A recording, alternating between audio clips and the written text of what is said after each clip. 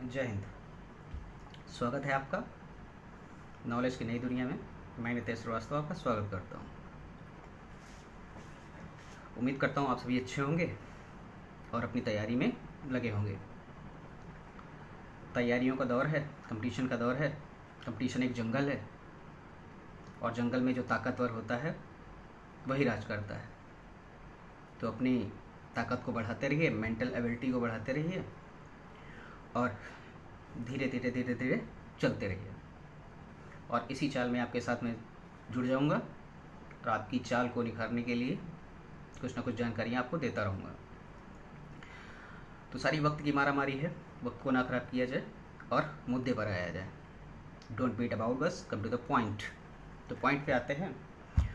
तो मैं आज आपको बताने वाला हूँ लोकसभा के बारे में। लोकसभा के बारे में बात करें उससे पहले कुछ जानते हैं संसद के बारे में।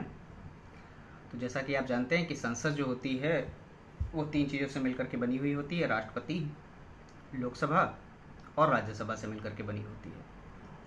तो 3 अंग होते हैं, 2 सदन हो गए, लोकसभा और राज्यसभा। राज्यसभा का वीडियो पड़ा हुआ है और अगर आपको अच्छा लगे तो राज्यसभा का वीडियो भी देख लीजिएगा। संविधान सभा भी पड़ा हुआ है, अनुच्छेद भी पड़े हुए हैं और अनुसूचियों के बारे में बताया गया, भाग के बारे में भी वीडियो पड़ा हुआ है। तो बात करें लोकसभा के बारे में, तो लोकसभा जो है इसका उल्लेख आपको मिलेगा अनुच्छेद 81 में। अनुच्छेद 81 में आपको लोकसभा का उल्लेख मिलेगा। क्वेश्चन आपसे करेगा कि कौन से अनुच्छेद में लोकसभा का उल्लेख है, तो आप ध्यान रखेंगे अनुच्छेद 81। 79 में संसद होगी, 80 में राज्यसभा होगी और 81 में लोकसभा होगी। तो लोकसभा जो है ना, संसद का प्रथम सदन है, निम्न सदन है और लोकप्रिय सदन है। कहने का मतलब आपको याद रखना होगा, जैसे राज्यसभा उच्च सदन थी तो लोकसभा कैसे सदन हो गई, निम्न सदन हो जाएगी। राज्यसभा द्वितीय सदन थी, लोकसभा पहला सदन हो जाएगा। लोकप्रिय सदन की बात करेगा तो भी आपका आंसर बनेगा लोकसभा से। तो लोकप्रिय सदन जो होगा वो आपका लोकसभा कहलाएगा। तो यहाँ तक आपको पता चला कि लोकसभा जो है ना, अनुच्छेद 81 में इसका उल्लेख मिलेगा। संसद का निम्न सदन हो जाएगा, लोकप्रिय सदन हो जाएगा और प्रथम सदन होगा। क्या आप जानते हैं कि जब ये मूल संविधान बना था तब लोकसभा सीटों की संख्या जो वर्तमान में 500 आप 52 देखते हैं, ये 552 नहीं थी। तब लोकसभा सीटों की संख्या 500 हुआ करती थी। मूल संविधान में लोकसभा सीटों की संख्या 500 हुआ करती थी। फिर 31वां संविधान संशोधन 1973 को होता है और सीटें बढ़ा करके 525 से 545 कर दी जाती है। और वर्तमान में अगर मैं बात करूं तो वर्तमान में लोकसभा सीटों की संख्या 552 है। क्या है, कितनी है? 552। इन 552 सीटें, जैसे क्वेश्चन करेगा अधिकतम कितने सदस्य हो सकते हैं, तो 552 हो सकते हैं। लेकिन इसमें वर्तमान की अगर बात करेगा तो 545 है। 552 जो ये सीटें हैं, इसमें 2 सदस्य जो होते हैं वो मनोनीत किए जाते हैं राष्ट्रपति के द्वारा। आपने पढ़ा है लोकसभा में राष्ट्रपति 2 सदस्य मनोनीत करता है और राज्यसभा में 12 सदस्यों का मनोनयन करता है। तो 552 के परिप्रेक्ष्य में अगर देखेंगे तो 2 सदस्य हो गए राष्ट्रपति के द्वारा मनोनीत हुए, तो बचे 550, जिसमें 530 आ जाएंगे फिर राज्यों से चुन करके, और जो 20 सदस्य होंगे वो आएंगे केंद्र शासित प्रदेशों से चुन करके। ये प्रोसेस रहेगा 552 वाली सीटों के लिए। लेकिन वर्तमान में अगर बात करूं तो सदस्यों की संख्या तो 545 है। तो उन 545 में से फिर आपको वैसे ही डिवाइड कर देना, 2 पहले निकालिए जो राष्ट्रपति मनोनीत करता है और 530 निकाल दीजिए जो राज्यों द्वारा चुन करके जाते हैं, बचे 13।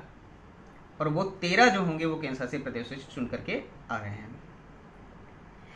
तो लोकसभा क्या है? लोकसभा में कुछ भी नहीं है। निम्न सदन हो जाएगा, लोकप्रिय सदन हो जाएगा, संसद का प्रथम सदन हो जाएगा और 500 सीटें थी मूल संविधान में, वर्तमान में 552 हैं। सदस्यों की संख्या कहेगा तो 545 की बात आ जाएगी। नेक्स्ट, अगले पॉइंट अगर आपको याद रखने हैं लोकसभा में, तो आपको याद रखना होगा कि लोकसभा में जो सीटों का बंटवारा है, सीटों का बंटवारा जो भी रहता है वो जनसंख्या के अनुपात में किया जाता है। और लोकसभा में जो सीटों का बंटवारा है वो 1971 की जनगणना पर आधारित है। 1971 की जनगणना जो हुई थी उसी जनगणना के आधार पर सीटों का बंटवारा किया गया है और उसी पर आधारित है। 1971 से याद रखिएगा, 16 दिसंबर 1971 बांग्लादेश का गठन हुआ था। 1971 में इंदिरा गांधी को भारत रत्न मिला था। 1971 में कौन से राज्य का गठन हुआ था भारत के, ये आप बताइएगा, अच्छा लगेगा आपको भी और हमें भी, क्या पढ़ते हो। तो 1971 की जनगणना के अकॉर्डिंग ही सीटों का बंटवारा है। 84वें संविधान संशोधन 2001 के द्वारा ये कहा गया कि 2026 तक लोकसभा और विधानसभा की सीटों को नहीं बढ़ाया जाएगा। अब 2026 आने वाला, देखिए नया संसद भवन बन के भी तैयार हो गया है, इसीलिए बनाया गया है ताकि सीटें बढ़ेंगी तो लोग कहाँ बैठेंगे, नया संसद भवन बन के भी तैयार कर लिया गया है। तो 2026 तक लोकसभा और विधानसभा की सीटों का जो बढ़ाने का प्रोसेस था वो नहीं होगा। 2026 तक नया प्रसीमन आयोग आएगा, प्रसीमन गठित होगा, तब उसके बाद भी सीटों का होगा, आवंटन होगा। लोकसभा में बात करें आरक्षण की, तो लोकसभा में एससी के लिए 84 और एसटी के लिए 47 सीटों का आरक्षण है, ये ध्यान रखिएगा। एससी के लिए 84 और एसटी के लिए 47 सीटों का आरक्षण किया गया है लोकसभा में, ये ध्यान रखेंगे। और अधिक सीटों की अगर मैं बात करूं, लोकसभा के अधिक सीटों की मैं बात करूं, तो सबसे अधिक जनसंख्या कौन से राज्य में है, आपका दिमाग क्लिक करेगा उत्तर प्रदेश। तो आप राइट, यू आर राइट, आप सही जा रहे हैं। तो सबसे अधिक जो लोकसभा की सीटें आपको मिलेंगी वो मिलेंगी आपको कौन से राज्य में, उत्तर प्रदेश में मिलेंगी। कितनी सीटें, 80 सीटें मिलेंगी आपको। जैसे कि राज्यसभा में आपने 31 सीटों के बारे में पढ़ रखा है कि राज्य कौन से राज्य में, उत्तर प्रदेश में। जैसे विधानसभा में आपने पढ़ रखा है 403+1 उत्तर प्रदेश, विधान परिषद पढ़ रखा है 99+1 उत्तर प्रदेश। ऐसे ही सबसे अधिक जो लोकसभा की सीटों की बात आती है उत्तर प्रदेश 80 सीटें हो जाती हैं। केंद्र शासित प्रदेशों में अगर बात करेगा तो ध्यान रखिएगा, दिल्ली पहुंच जाइएगा, 7 सीटें वहाँ पे सबसे अधिक हैं। केंद्र शासित प्रदेश में सबसे अधिक सीटों वाला राज्य जो बनेगा केंद्र शासित प्रदेश के हिसाब से वो आपका दिल्ली बनेगा, 7 सीटें होती हैं। अब बात करें कि राज्यसभा नहीं, लोकसभा के जो सदस्य होते हैं इनका किस उम्र में चुनाव होता है, कैसे क्या प्रोसेस है। तो लोकसभा में चुने जाने की जो उम्र होती है वो होती है 25 वर्ष। आप 25 वर्ष के हों लोकसभा के सदस्य हो सकते हैं, और लोकसभा से प्रधानमंत्री निकलता है, इसलिए आप 25 साल के हों और चुने जा सकें और प्रधानमंत्री बन सकते हैं 25 साल की उम्र में। It is depend on you, आपकी योग्यता। तो 25 साल की उम्र में चुने जाएंगे। लोकसभा का कार्यकाल 5 वर्ष होता है और लोकसभा भंग हो जाती है 5 साल के बाद, ये आपको ध्यान रखना पड़ेगा। लोकसभा के जो सदस्य होते हैं इनका चुनाव प्रत्यक्ष रूप से होता है, प्रत्यक्ष रूप से मताधिकार के द्वारा होता है, और वयस्क मताधिकार के द्वारा, प्रत्यक्ष रूप से वयस्क मताधिकार के द्वारा होता है। आपकी जानकारी के लिए बता दूं कि जब भारत में वर्तमान में तो आप जानते हैं वोट डालने की उम्र 18 वर्ष है, पहले 21 वर्ष हुआ करती थी, मताधिकार की उम्र 21 वर्ष हुआ करती थी। फिर एक 61वां संविधान संशोधन 1989 आया और उसमें बताया गया कि अब जो वोट डालने की उम्र है, मताधिकार की उम्र है, वो हो जाएगी अब 18 वर्ष। पहले 21 वर्ष थी, अब 18 वर्ष कर दी गई है। और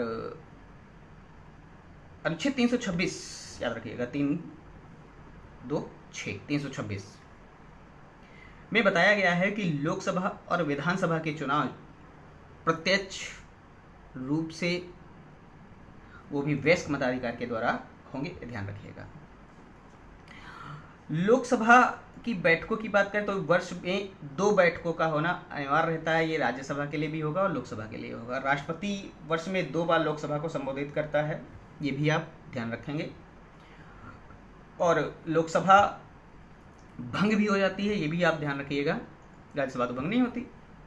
तो लोकसभा के भंग होने का प्रोसेस आपको मिलेगा अनुच्छेद 85 में। अनुच्छेद 85 में ये बताया गया था कि प्रधानमंत्री की सलाह पर राष्ट्रपति लोकसभा को भंग कर सकता है। कहने का मतलब नरेंद्र मोदी जी जाएं और द्रौपदी मुर्मू से कहें कि हमारे जो मंत्री हैं हमारी सुन नहीं रहे हैं, कार्यवाही से अच्छे से हो नहीं रहा है, आप लोकसभा को भंग कर दीजिए, मंत्रिपरिषद को भंग कर दीजिए। लोकसभा भंग होगी, मंत्रिपरिषद अपने आप खत्म हो जाएगी। तो बात आएगी लोकसभा के भंग होने की। तो 85 के तहत लोकसभा को भंग करने का अधिकार किसके पास है? आपका आंसर राष्ट्रपति। सलाह कौन देगा? प्रधानमंत्री हो जाएगा, ये ध्यान रखिएगा। और अब तक लोकसभा 8 बार भंग भी हो चुकी है, आप ध्यान रखेंगे तो अच्छा रहेगा आपके लिए। लोकसभा में गणपूर्ति कोरम की बात करेगा कि बैठक होने के लिए कितने गणपूर्ति कोरम का होना आवश्यक है, तो आपका आंसर बनेगा 1/10। 1/10 परफेक्ट होकर के चलेगा। आपका राज्यसभा के गणपूर्ति कोरम हो, विधानसभा किसी गणपूर्ति कोरम की बात कर लेगा अधिकतर, तो आपका आंसर 1/10 बनेगा। वो बर्फ वाला प्रोसेस भी बनेगा कि बर्फ जब तैरती है तो कितना भाग ऊपर दिखाई पड़ता है, 1/10 वाला सिस्टम, ध्यान रखिएगा इसको। और लोकसभा में प्रश्नकाल भी होता है और शून्यकाल भी होता है। तो लोकसभा में प्रश्नकाल का समय होता है 11 से 12 बजे तक, 11 से 12 बजे तक प्रश्नकाल का समय होता है, और शून्यकाल जो होता है वो 12 से 1 बजे तक होता है।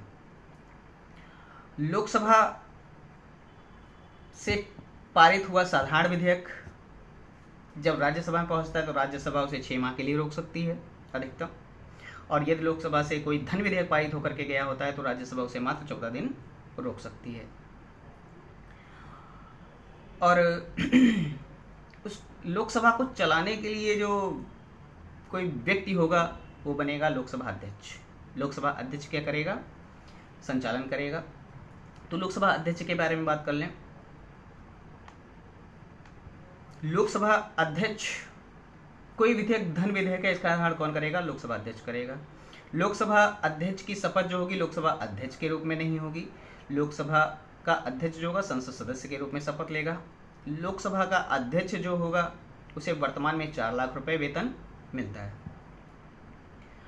वर्तमान के प्रोसेस के अनुसार 4 लाख रुपए उसको वेतन मिल रहा है, जैसे कि मिलता है किसको? उपराष्ट्रपति को, मतलब राज्यसभा के सभापति को भी 4 लाख रुपए मिलता है। तो लोकसभा है तो उसमें एक अध्यक्ष भी होगा और एक उपाध्यक्ष भी होगा। तो लोकसभा में जो अध्यक्ष होता है वो सत्ता पक्ष से होता है, उपाध्यक्ष जो होता है वो विपक्ष से होता है।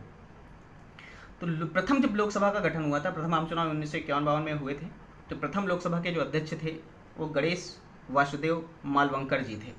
जीवी मालवंकर कहा जाता है, कहीं शॉर्ट में लिखा आपको मिलेगा। गणेश वासुदेव मालवंकर जी जो थे इसके अध्यक्ष थे। उपाध्यक्ष की बात कर लें।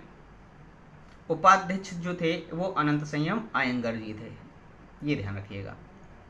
तो अनंत संयम आयंगर उपाध्यक्ष हुआ करते थे जो पहली लोकसभा थी, और पहले अध्यक्ष कौन थे? गणेश वासुदेव मालवंकर जी थे। लोकसभा में विपक्ष का नेता जो होता है ना, विपक्ष का नेता, उसे कैबिनेट मंत्री का दर्जा दिया जाता है। उसे कैबिनेट मंत्री का दर्जा दिया जाता है, ये ध्यान रखिएगा। तो इस 13 मिनट के वीडियो में लगभग लोकसभा के लिए जानकारी जो आप तक होनी चाहिए थी सफिशिएंट होगी। जानकारी यदि अच्छी लगे तो अपने पढ़ने वाले दोस्तों को शेयर करिएगा, कमेंट करिएगा, लाइक करिएगा, और वीडियो को दूर तक फैलाने की कोशिश करिएगा जो भी पढ़ने वाले लोग। उम्मीद करते हैं ये वीडियो आपको अच्छा लगेगा। मिलते हैं अगले वीडियो में नई जानकारी के साथ, नई चीज़ों के साथ। तब तक के लिए जय हिंद, विजय हिंद। अपना और अपनों का ख्याल रखें, अपनी तैयारी में धीरे धीरे चलते रहें, क्योंकि जीत कछुए की होती है, खरगोश की नहीं। होश में रहता है वो जीतता है, मदहोश होकर के लोग पागल हो जाते हैं खरगोश के जैसे। जय हिंद, विजय हिंद।